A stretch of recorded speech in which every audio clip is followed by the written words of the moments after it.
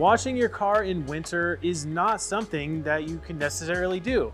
The temperatures drop so much that you can't even turn the water on outside your house, or else it's gonna cause like damage, real problems. Or if you get water on your driveway, it's gonna freeze, causing an ice rain, and then you're at risk for injury. So what do you do? How do you wash your car in winter without being able to do it at your house? Well, you come to a place like this, Glacier Car and Dog Wash here in Thornton, Colorado. It's just 5 minutes away from our headquarters, and it is an amazing place to be able to wash your car. Now, before we got here at the Glacier Car and Dog Wash, I prepped a few things. So I have a 3.5 gallon bucket with no water in it, and it's where I like to keep my tools and also the product I'm gonna use. So I grabbed 5 products, and I also grabbed some of the wheel cleaning tools. And in this bucket, I have 2 wash pads, and I filled hot water up to the top of the logo, put the Gamma Seal back on, and the reason for that is I don't want the water to splash around inside my car. So before I pull those tools out and start using them, I need to rinse this car first. Now there's a few tools here at the Paint Spray that we're gonna utilize, and there's one specific tool that this newer car wash, the Glacier Car and Dog Wash, has that I'll talk about later in this video, but something that is very, very important. Let's start rinsing the car off. So what we wanna do is initially, we're gonna swipe our card and we're gonna use the high pressure rinse. And what I'm trying to do is utilize the extra power of the pressure washer, right, to rinse the car off and get as much of the sediment, loose dirt, and everything off this car. And I do want to mention that we did a winter prep on this car earlier this season. So we have graphene ceramic spray coating advanced on this car. So when you rinse it off, it should rinse a lot easier, but I can already tell that there's a lot of road oil and road grime on here that we need to get off. So if I just don't pull the trigger, you can see how well this is beading up here. Whereas down here, there's a lot of probably magnesium chloride, salt, things like that. Doesn't mean that the ceramic coating's not on there. It just means that there's a film of something on top. So getting that off to get back to your ceramic coating is key. So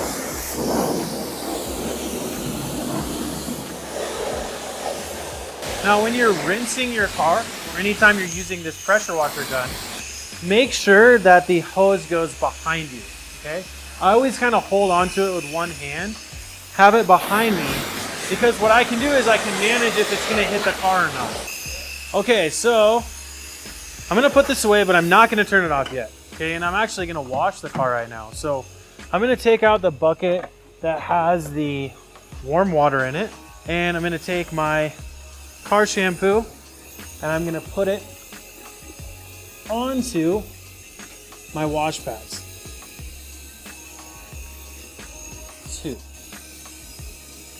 Okay. Now that I have the soap in the bucket, I'll put this back into my 3.5 gallon. I'll use the pressure washer to activate the studs really quick, like so. And now I can hit stop. So the car shampoo that we're putting on the surface now neutralizes the water. What does that mean? It actually stops water spotting from happening.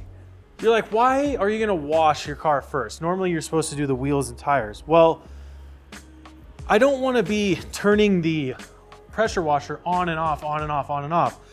What I wanna do is rinse the whole car first, then we neutralize the water by washing the sunny area first. Even if the soap dries on the surface, it's fine, it's not gonna cause water spots. Now I'll go and wash the rest of the car and then leave the soap on the car, okay? It will not cause water spots.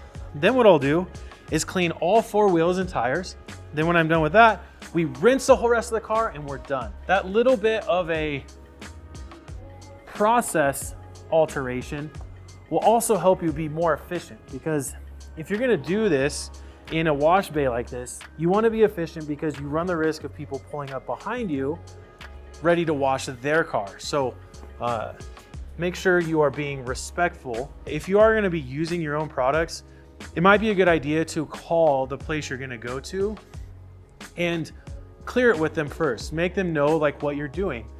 All right, so I've pretty much washed this half of the car. flip the wash pad over a few times. And now I'm going into this bucket and I'm gonna rub this against the grit guard to get as much of the dirt and grime off as possible. Now I still have another wash pad in there and I'm gonna hit the back here really quick. I filled that bucket up with hot water. So even though it's really cold here, it's probably in the shade, it's probably in the mid to low 30s. The warm water that I'm utilizing in the bucket, as well as the warm water coming out of the pressure washer, is just creating a pleasant washing experience. There's a specific reason why I have 2 wash pads, and that's because in winter, you're cleaning filth, an excess amount of filth. And as you can see, this wash pad is wasted now. I don't want to reintroduce this. Granted, I could use the grit guard and rub it over and over and over again. I'd probably be fine, but I'm just gonna switch to my second wash pad and wash this side of the car. Okay, done with washing the car. So what I'm gonna do is I'm now gonna pull out the other tools I have here, okay? And I have a dilution bottle with wheel and tire cleaner in it. And then I have all of my wheel cleaning tools. So I'm gonna put these into what I was utilizing as my wash bucket. And then I'm gonna put my wash pads into my 3.5 gallon bucket. Now, it's one thing I do like about having a bucket instead of a crate is I can put, you know, wet or dirty things into the bucket without it getting all over my car. So that's one reason why I have a bucket with no water in it. Now, before we get into cleaning our wheels and tires, I wanna pull out my all-weather floor mats to clean them first. So because this product you can use on both your wheels and your tires, makes it a little bit more efficient. Now, normally you have your tire scrub brush, but I'm gonna use the fender brush to actually scrub the tires. You can just kind of hold it on its neck and it kind of becomes a long-handled tire scrub brush. And then we'll clean the fenders as well. Now we got the wheel face brush. Then the angled wheel brush to get the barrel of the wheel and behind the spokes. Now, if you're not driving an off-road vehicle, you're driving like an Audi or something, and you don't have a lot of clearance here in your fender, you can always use the angled wheel brush to scrub and clean the fender well. Now, trim and lug nut brush. And this is just to get more of the details into the lugs here, the valve stem, kind of the lip here of the wheel.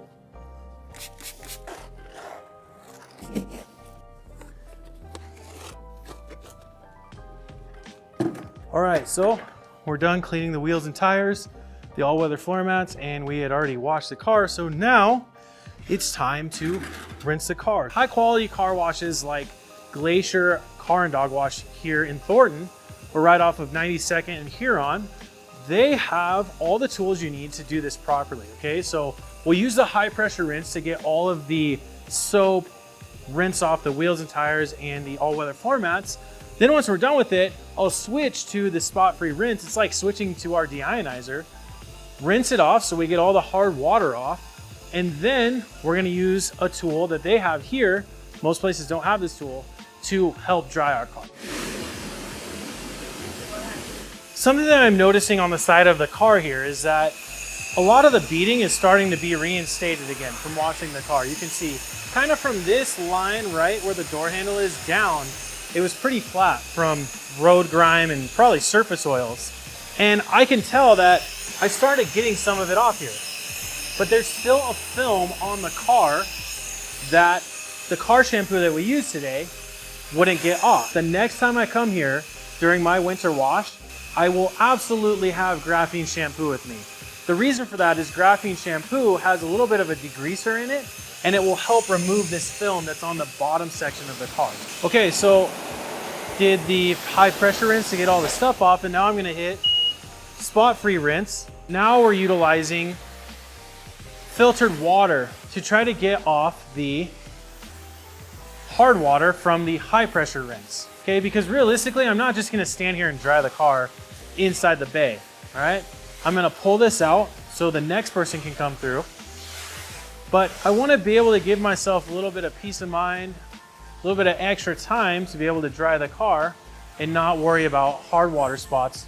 Okay, so I'm done. I turned the water off and everything, but there's one tool here at Glacier Car and Dog Wash that is super unique, and not every wash bay has this, and it's called the air chamois.